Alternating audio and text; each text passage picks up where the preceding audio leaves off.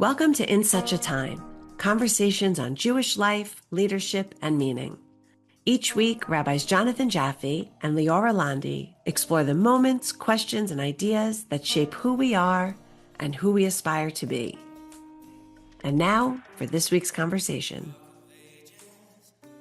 Welcoming you here to a podcast that we're kicking off really to bring into the conversation some of the discussions that we're having here at Temple Beth in the larger Jewish world. So thank you for joining us. Rabbi, we thought that today for this podcast, we'd spend a little bit of time helping our congregants to get to know us better and perhaps some of the path in which we took in order to become rabbis and how that framed the rabbinate that we envisioned. So for today, we discussed in advance, and we're going to spend some time, each of us, talking about three moments in our life that help to push us towards who we are as rabbis or who we want to be. So we talked about it and love to give you the first chance and to hear a little bit about an experience in your life that has led you down this path. Okay, well, it's good to be here. I'm excited. And being a rabbi is kind of a culmination of a life path for me. I grew up in a rabbinic family. My father was a rabbi, my mother was a cantor, and so becoming a rabbi, it's been modeled to me. And so many people have Jewish experiences that have been modeled for them, but for me, what was modeled for me was leadership and a devotion to community and to Judaism. And I'm not going to get into my entire childhood and biography, but two things from that stand out as a kid that were so influential in me becoming a rabbi, and tried to reject being a rabbi for a while, but that's a whole nother story, is that my mother taught me how to put on tefillin. And before my bat mitzvah, when I was being a real pain in the butt, as we know how to be as teenagers, she said, you need to know how to put on tefillin, which are the phylacteries that we put on during morning prayer. And for me, I realized, I was very cognizant of the fact that my mother, a woman teaching me how to put on tefillin, was a huge thing. That is not something that every girl gets to experience. And so I was moved by that, even though I gave her a little bit of attitude. And the second part of that rabbinic modeling for me is that I remember before Sukkot every year, my father would take me and my brother into the kitchen at our synagogue, which was in Orlando, Florida, which is a really specific kind of Jewish community. And we would go to the refrigerator and take out all of the minim, the 4 species, and the little point on them. And my 4 species came from the land of Israel. And I would get so excited to help put them together. And I remember that a woman who worked for our synagogue, her name was Jeanette, and she was a Seventh-day Adventist woman. And this was this interfaith experience of putting together the minim, a love for Israel, a love for other people, a love for Judaism. And that just became such a formative moment for me in the way that I experienced Judaism and the way that I love Judaism, just taking such deep care for it. So I could keep going on and on about how my parents were super influential in me becoming a rabbi. But I want to hear your experience too. Well, when your parents listen to the podcast, you'll be very excited to hear all about that as well. So I go back to my youth as well, and somewhat of a very unique experience, and that is the power of growing up as the only Jew in town, or one of the very few Jews in town. So some people know my parents from Chicago ended up through random circumstances starting off their family life in Honolulu, Hawaii, and my sister and I were both born in Honolulu and grew up there all the way until college, and so really had an experience that was Jewish minority to the extreme. And I remember that for us, it meant that we had to really prioritize and build our Jewish life. That sometimes I'm very grateful that my kids live in a very Jewish community here in northern Westchester. And yet I also worry about, once Judaism becomes so commonplace, the status quo, does it become less special? And for us, the fact that we were unique and different made it feel very special. So I'll give an example or two. From my elementary school days, my mother would come in and do a presentation to my entirely non-Jewish class about Hanukkah and about Passover. When my sister and I were old enough to go to day camp, there was no Jewish day camp, obviously, in Hawaii. So my mom started one, and we went to Camp Menorah. And for the years my sister and I were eligible, there was a Camp Menorah. And wouldn't you know it, that as soon as we were no longer eligible, there was no longer Camp Menorah. Um, right when it came to my bar mitzvah, I like to joke it was like a National Geographic episode for the non-Jews of like, who are the Jews and what is this thing like? I went to my middle school and high school at a, I would say, universalistic Christian private school, in which we went to chapel once a week, and they would say, and let us pray, and everyone would bow their heads, and I would roll my head all the way back to make sure that everyone knew that that was not me. And on the other side, starting in when I was entering the fourth grade, my parents started sending me to Camp Vermont, California. And so I went from a very not Jewish environment to an environment where I was praying 40 minutes before breakfast every morning. And, once bar mitzvah, I was putting on tefillin every morning, all in Hebrew. And I had these Jewish friends from North Hollywood and Van Nuys and Sherman Oaks, these places that I learned about. And so I had this juxtaposition of having being a rarity as a Jew on one hand, and then having these Jewish friends that by the end, both and helped to build that. My sister and I both went through and also were madrochim there as well. And so in all, I come from this real celebration of Judaism, but feeling as though it was really unique and that you have to build it yourself. And that was, incredibly informative for me. Wow. Yeah. Actually didn't know all of those pieces. No, Now we're doing this. That's what we're doing this. Good. How about you? What's a second? Take us along your life path here, and a second moment that you think did this. So, because I was raised with such a love for Israel, I ended up making Aliyah in my gap year. After my gap year, I went on a gap year program to spend a year in Israel. Part of it was in Jerusalem, and then part of it was in Beersheba. And in the first part of the year when I was in Jerusalem, I was very interested in getting to experience as many different Jewish experiences as I could. I was on a more religious leaning program, and so they encouraged us to go to more observant spaces, but something in me wanted to experience what they weren't really pushing me towards. So I went to two minyanim, two different services quite often that were pretty influential.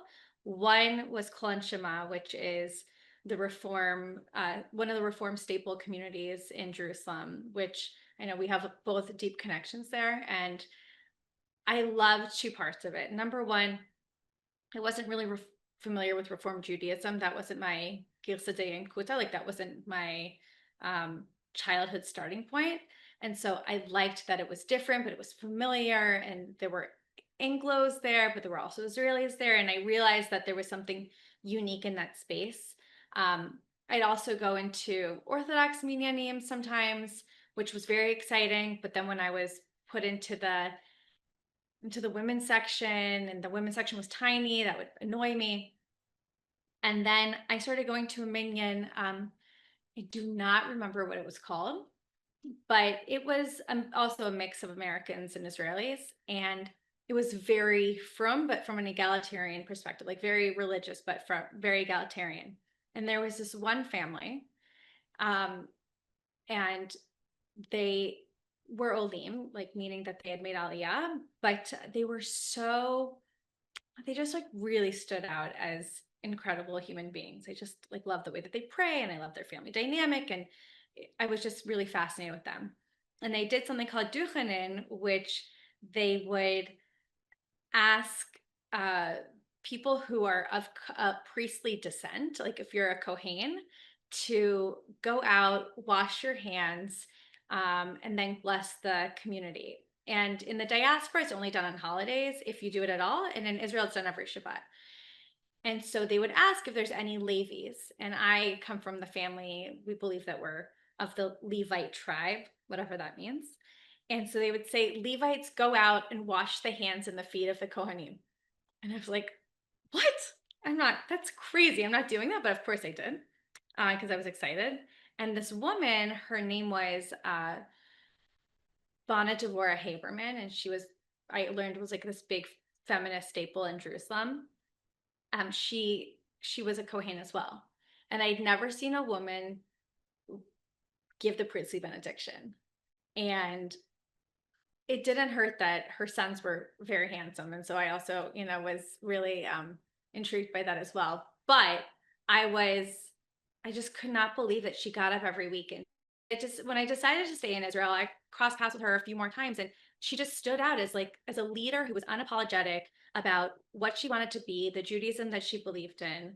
Um, and she never made it any less in order to make people feel better. She just like held her power, and people gravitated towards her because of that. And so I didn't even think I was going to be speaking about her, but every time I think about like this image in my head of what a rabbinic, she wasn't even a rabbi, but of what a rabbi could be, it's like someone I think who is proud of their Judaism and stands up for their Judaism and lives their Judaism authentically. So um, those were two really influential moments in my development as a Jew. And one of the things about living in Israel is that even though you do need to identify yourself in a category if you're religious or not religious, because that's what the society requires, Jerusalem's a little bit different, and you're able to try on different hats. And so that was such an exploratory, informative year for me. It's so interesting to hear because I have had the very similar experience in Jerusalem. I love the opportunity to try on many hats and that the different communities all bleed into one another and that you're equally welcome and you can be in a very egalitarian space, you can be in a very orthodox space. I guess I could probably even say that more as a man where I don't have to worry about being put in the women's section in the Ezrat Nashim, where I've gotten to test out different Jewish communities, and I love what you're talking about there. And I've even seen the ritual that you mentioned about the Levites coming to bless the Kohanim. I'm just a regular Israelite, so I don't get any special yichus there, but I've really enjoyed taking that in. I'm going to interrupt you. I just want to, Yeah. forever, anyone who's watching, it's what we see in Star Trek. Leonard Nimoy learned it from his synagogue as a Kohen, as a priest growing up. And so it's this thing. All right. Sorry. Didn't mean to interrupt. And for those who are just listening, she's talking about taking your hand and dividing between your middle finger and your ring finger and making that symbol. Again, hopefully some of us are Star Trek aficionados that will know what we mean here. So I think we're jumping ahead sort of chronologically here. And so I'm going to go into sort of early adulthood as well. College for me was not a particularly Jewish observant time of life. I'd say going to the East Coast, all the way from Hawaii, feeling very much like a fish out of water and being very intimidated by New York and New Jersey Jews, who I had no idea what to make of at the time. Luckily, I've caught on a little bit here. I did study abroad in Israel my junior year, which was an amazing experience, but I really want to talk about what I did just after college, because that was, I think, more informative on my future path. Like many at the time, and I see a lot of our kids doing it these days as well, I had time before graduation and starting a job in the fall to travel. And so I did 6-7 weeks of backpacking through Europe and going on trains and terrible hostels and poor decisions and living on a shoestring that we could do a whole separate podcast about. And went with a couple of different friends in different areas while doing this. And so you're traveling around Europe, and when you're looking at the main sites, the history of Europe, so much of that is Christian based, and you're going from one cathedral to another flying buttress and another stained glass window.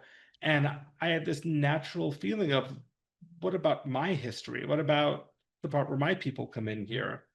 And so I didn't really even make a conscious decision, but I just started gravitating that towards whatever town we would end up in, I would naturally look for the Jewish quarter and the Jewish community. And I had this really eye-opening experience to me that when I would go to these Jewish communities, I wouldn't be treated like some American tourist. I'd be welcomed like family. And I realized I understood peoplehood for the first time. That in every town I went to, there was a special club for people like me whose ancestors go way back together and are probably related far back in history. And that by just the fact that I was Jewish, we had something in common together, something that was more powerful than what separated us between our different nationalities and different experiences. And so from town to town, I started looking at the synagogue. Almost like you read about like the old merchants traveling to another town and going to the local synagogue to find families that they could trust and speak a common language in Hebrew. And I didn't speak Hebrew at the time, but it didn't really matter. I remember, for example, one day I was in Vienna, of all places, and I remember feeling so sad in Vienna because there were no Jewish monuments at all, the same way that you would see in Germany. There was really no sign of Jewish life. I found a tiny Jewish museum, which was basically a bunch of saved Torahs stuck in a closet. It was really sad. And I eventually found a Jewish home for the elderly. And I walked up to this Jewish home for the elderly, and there was a woman there, a very old woman. I remember came out, and I was trying to communicate with her. And I took out my high necklace and I showed it to her.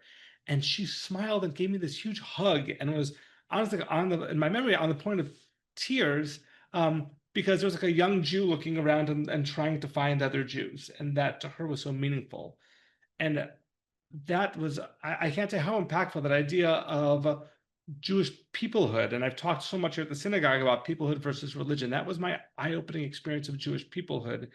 In years following, I have gone to Passover Seder with the synagogue in Madrid. I've gone to Passover Seder in Istanbul. I've hung out with Hillel kids in St. Petersburg, gone to, the farthest places. I've had celebrated Shabbat morning in Warsaw.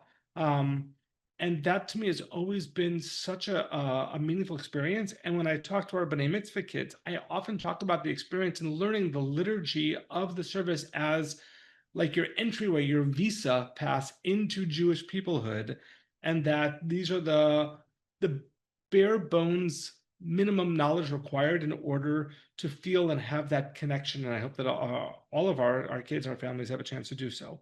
So yeah, that for me was a big deal. I love that. This is like a non sequitur, or I guess it's related, but it's not my next piece. So once I had a stopover in Frankfurt for like 8 hours going from America back to Israel. Mm-hmm. And I decided that 8 hours is enough to leave the airport and walk around Frankfurt. And so I had no idea where I was going. I didn't have a map. I didn't have a plan, but I knew I could get back to the airport. And so I walked without knowing where I was going or what Frankfurt is. And somehow I found my way to a synagogue. Of course. And it was the same exact thing. I didn't have my Israeli passport on me, and they didn't believe that I was Jewish at first. Then I spoke to them in Hebrew, and they let me in. Yeah. And it was like that sense of peoplehood is, I feel it more and more in the way that I go about it in the world and in my sense of self in the world. And so I so relate to that like you can't take yourself out of the fabric of being a part of the Jewish people. It's such a privilege. Absolutely. My third formative moment, I want to share two, but I'm gonna You're censor allowed. myself. No, I'm gonna censor myself. You know what? I'm not gonna censor myself. There's two pieces and they're related. When I decided to make Aliyah and stay in Israel, I wasn't going through a religious period. I decided that, like many Jews who make Aliyah, that being in Israel is enough for my Jewish experience. And I spent time trying to be religious and feeling like I wasn't getting where I wanted to get to with that experience. And so I just said, I'm going to be in Israel, whoever I meet and whatever happens, that's just the experience I'm going to have at that moment. And so I ended up living in Herzliya, in Amabara, like in one of the towns that was one of these immigrant towns. Herzliya now is gorgeous, but there's still like this one neighborhood that is now going through development, and it really felt like you were in the old country. And I had this landlady named Miriam. Miriam was from Yemen, and Miriam did not like me. And she didn't like me because she didn't think I was Jewish. And I convinced Miriam eventually that I was Jewish. And once I convinced Miriam that I was Jewish, I was her best friend, and she made me food on Friday night. And she couldn't figure out, nor the other people in the neighborhood, where I was from. I said, I'm American. And they said, yeah, but like, what is your motza? What's your background? Like, what are you? And I said, well, guess. And I assumed that automatically they would guess that I'm Ashkenazi, like I'm of Eastern European heritage. And in that space, there were no Eastern European Jews. And so they're like, you must be from Tunisia, you must be from Libya, you must be from Egypt. Like lighter Sephardic, like basically. Later Sephardic. Yeah. And in the end, they you're definitely not Yemenite, that you must be Moroccan. And you said, yes. And I said, Thank you. very close. Poland and Morocco are basically the same. And that was also one of the first experiences that I had with realizing that Jews are from all over the world. Mm-hmm. And that I was living such a specific Jewish experience. And that was mind-bending and life-changing in the way that I related to myself as a Jew, and also the way that I saw myself just in the history of the Jewish people. Mm-hmm. Like, my family ended up in Europe, their family ended up in Northern Africa, and we still held on to being Jewish. Right. And we were eating Shabbat dinner together. And so that was huge. And during that time, when I met my husband, who was and is secular, or he's less defined today, but it was important for me when we decided to get married to go and have an ufraf, even though I was not overly religious at that moment. And an ufraf is before after your wedding, you have an aliyah to the Torah. And so we went. My parents came right before my wedding. There was all the stress of what a wedding can bring out, especially between an American and an Israeli family. And we went to the synagogue called Beit Daniel in Tel Aviv. And I had been at Beit Daniel as a kid with my parents on a trip to Israel. And I'm sitting there kind of feeling uncomfortable because I hadn't set foot in a synagogue for quite a while. And this guy comes up to us and he said, "What are you doing here?" In a very kind way, during morning services. And my dad was so proud. He's my child's getting married, my daughter's getting married. And we want to come to services. And this guy goes, "Do you want to have an aliyah for getting married?" And my dad's like, "Yes, of course. We wanted someone to ask us." And that person was Gilad Kariv, who asked us, Rabbi Chaver Knesset, member of the Knesset, Gilad Kariv, he was the head of the Reform movement then, and he was just a regular guy, and he organized this ofra for us. And he and I did not become close at that point, but that stayed with me, making people feel good about being Jewish. And in the years to come, I worked for the Reform movement, and for their version of the RAC, which is called Iraq. It's an unfortunate name, but it's okay. And he was one of the people that I worked with, and Anat Hoffman was one of the people I worked with. And didn't consider myself a Reform Jew at that point, but I saw the way that they used their Jewish values in creating change in Israel through social activism, through supporting people that needed support, including ultra-Orthodox women who were being abused by the system, including Arabs in East Jerusalem. And that was such change in the way that I understood what it meant to be Jewish, that it is religious, but religion also like living that life and doing that life and creating meaningful Jewish values for everyone. And so that was my starting point, getting into the Reform movement in Israel. And eventually I was so inspired by their work and by the connections that I built with them, including Beit Daniel, that synagogue that I had my ufraf at, and including having a close friendship with Gilad Kariv, that like I decided eventually that I was going to become a rabbi in Israel. When it was like this full circle kind of event of like growing and then loving like these arbata, meaning these 4 species, and living in this place in Herzliya where the 4 species were literally growing in my backyard, to like living in Israel and experiencing what it means to be part of the greater Jewish people.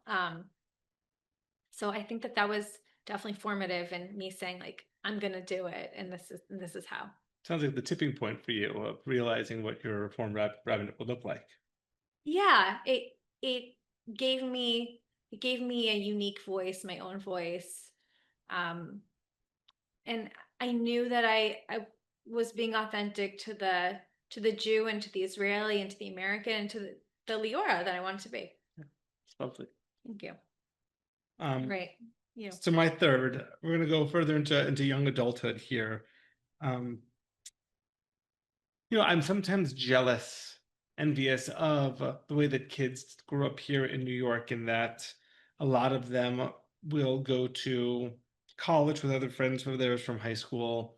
They will come back and have jobs that are often close to family and friends that they've known for years. They will often marry people from similar backgrounds, similar area, have family, extended family in the area. That was very much not my experience. I sometimes say to congregants, since I was 18 years old, I've not lived within 1,000 miles of my family, and really had very much a wandering period, definitely in my early 20s. And I would also add that, they say that adolescence for men can take up until like 25 years old or so. I definitely used the full 25 years of it.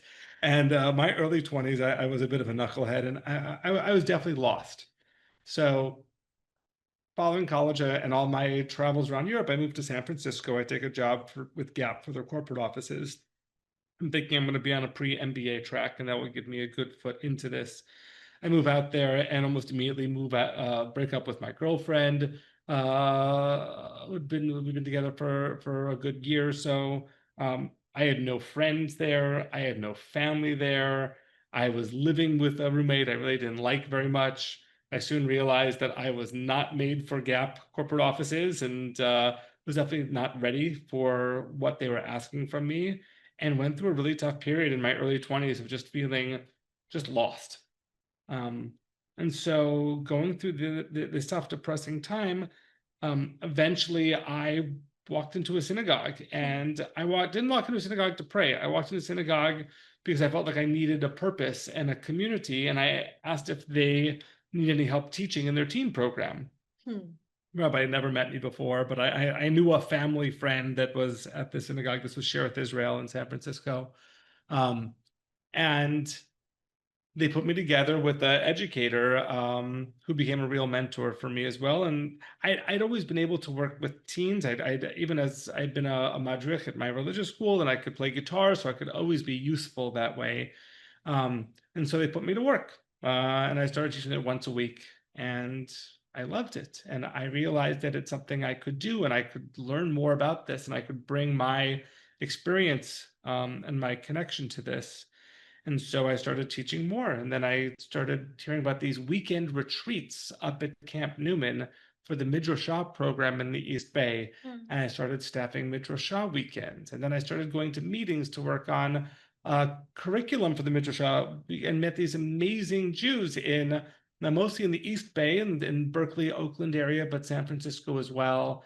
And started running these 250 kid retreats that were between conservative and reform, and even some modern Orthodox, and a full from Friday until Sunday retreats that became this quarterly goal. I was so lost at the time that it felt like I almost used those as goalposts of at least I have got this coming up. And my friends at the time, they would say, "Oh, John's got Jew camp this weekend," and so I would look forward to my Jew camp weekends, and then working more and more in the teen community.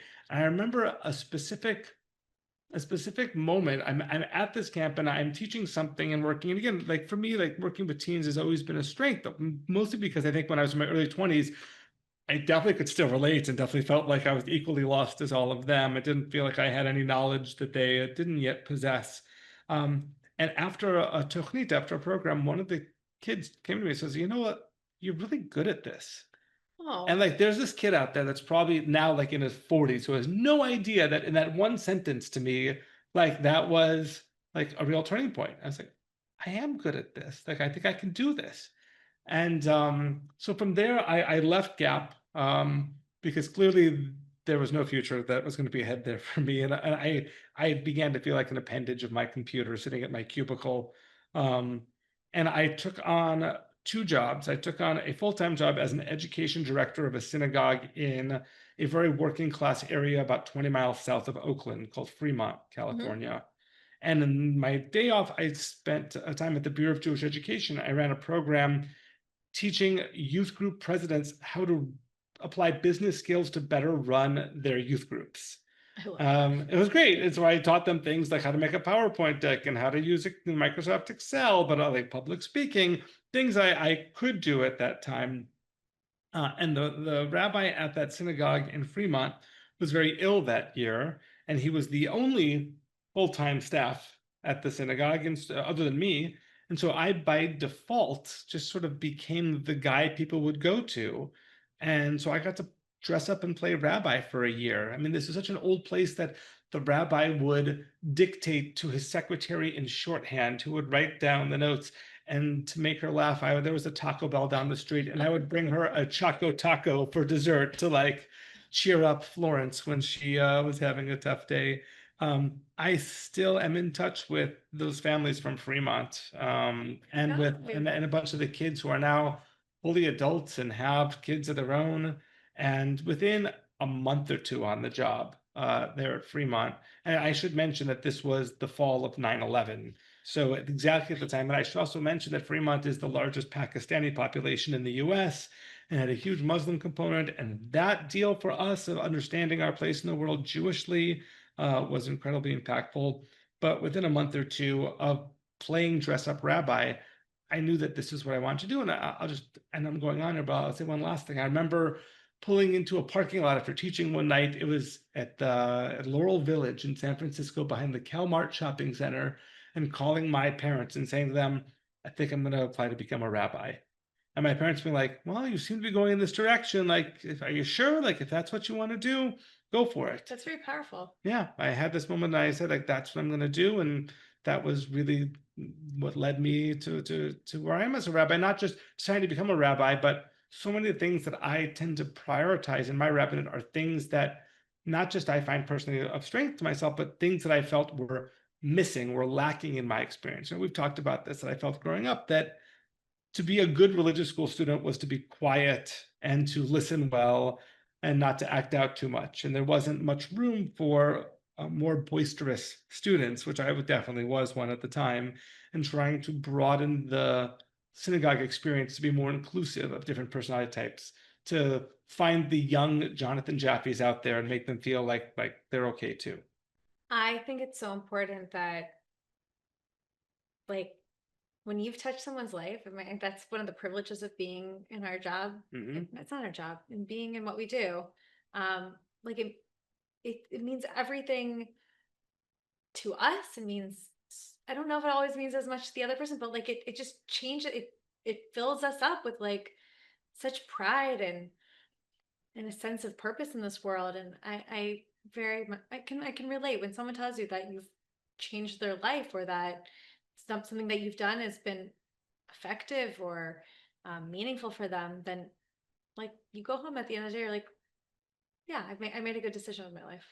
I agree. It also reminds me that, and this is something you do not have to be a rabbi to do, that any of us at any time have this opportunity that maybe something that we say or do with someone is going to impact them, hopefully for the good. Totally. This now 40-something-year-old who's somewhere out there in the world who has no idea that he said one little sentence to me as a teenager and made me think that, yeah, maybe I can do this, that hopefully all of us have other people out there that we have impacted positively, maybe known, maybe completely unknown.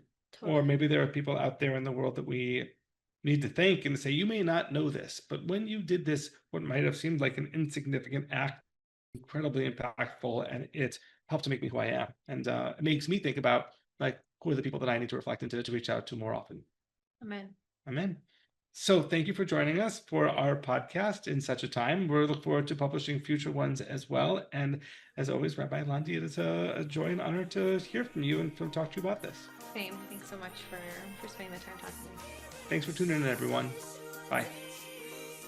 Thanks for joining us on In Such a Time.